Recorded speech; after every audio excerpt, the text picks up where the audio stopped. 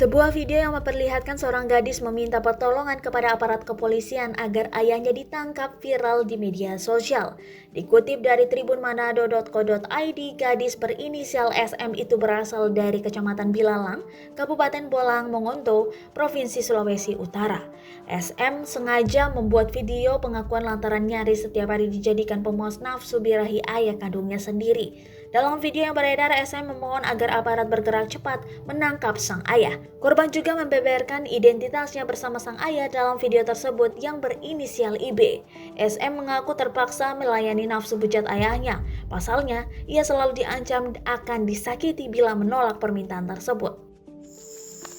Assalamualaikum, selamat siang. Saya minta tolong ya Pak, biar masalah kasus ini cepat selesai dan cepat diproses dengan secara hukum. Saya atas nama pihak korban, saya Saryana Mukoago.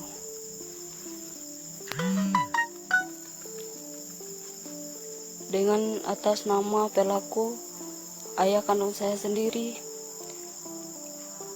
Ibri Mukoago,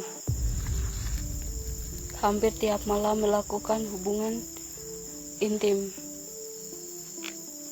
dengan secara pemaksaan, kekerasan, dan ancaman. Kalau saya menolak, bagaimana? Karena saya takut, karena saya sudah diancam, jadi saya tidak bisa kabur. Kalau saya kabur, saya akan dikejar dan ditembak dengan senjata angin, atau saya dikejar, akan dihajar.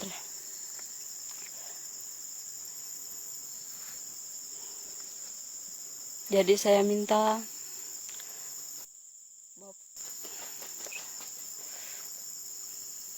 Bapak secepatnya bertindak dan menangkap bapak saya.